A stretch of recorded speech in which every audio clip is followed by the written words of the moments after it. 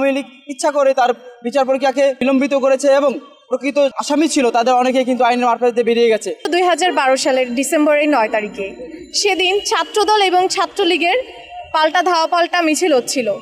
মিছিল শেষে ছাত্রদল যখন তার নিরে ফিরে যায়, তারপরে ছাত্রলীগ যেই সাধারণ মানুষ ছিল তাদের উপর অতর্কিত হামলা চালায়।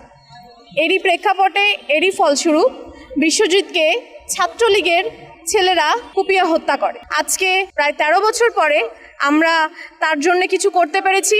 ফ্যাসিস্ট হাসিনা এখন নেই। তার এই ভিন্ন মতাদর্শের কারণে সাধারণ একজন মানুষ এবং অনেক মানুষ সেই সময়ে নৃশংসভাবে হত্যার শিকার হয়েছে, গুম খুনের শিকার হয়েছে। আমরা তার তীব্র নিন্দা জানাই। আমরা জগন্নাথ বিশ্ববিদ্যালয় থেকে তাকে মনে করার জন্য আমরা এখানে একটি স্মৃতিস্তম্ভ করার জন্যে বলেছি এবং তারা সেটি মেনে নিয়েছে। আর আমরা আজকে এসেছি তাকে স্মরণ করে, তার ঐক্যবদ্ধ নির্ভীক জবিয়ান প্যানেল থেকে তার জন্য ফুল দিতে এসেছি, তাকে স্মরণ করতে এসেছি এবং পাশাপাশি দাবি করছি যারা তার এই হত্যাকাণ্ডের পিছনে জড়িত তাদের যাতে সর্বোচ্চ শাস্তি প্রদান করা হয়।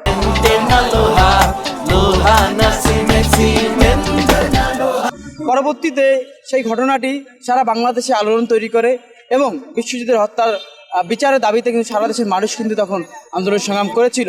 কিন্তু আওয়ামী লীগ ক্ষমতা থাকা অবস্থায় বিশ্বজিতের যে হত্যাকারী ছিল সেই হত্যাকারী অনেকেই কিন্তু আইনের মারফত দিয়ে বেরিয়ে গিয়েছে, তাদের কিন্তু সুষ্ঠু বিচার হয়নি।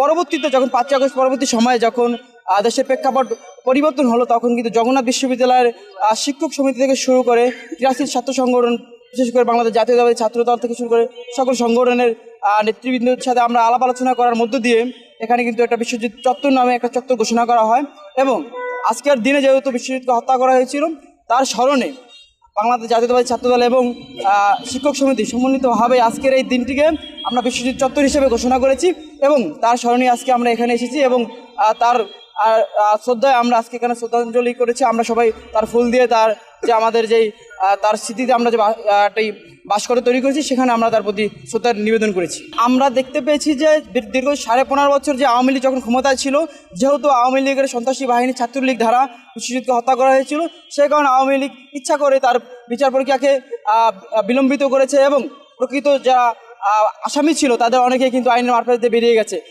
এখনও আমরা দেখতে পাচ্ছি যে তার যে প্রকৃত আসামি তাদের কিন্তু দৃষ্টান্তমূলক শাস্তি এখনও নিশ্চিত করা হয় নাই।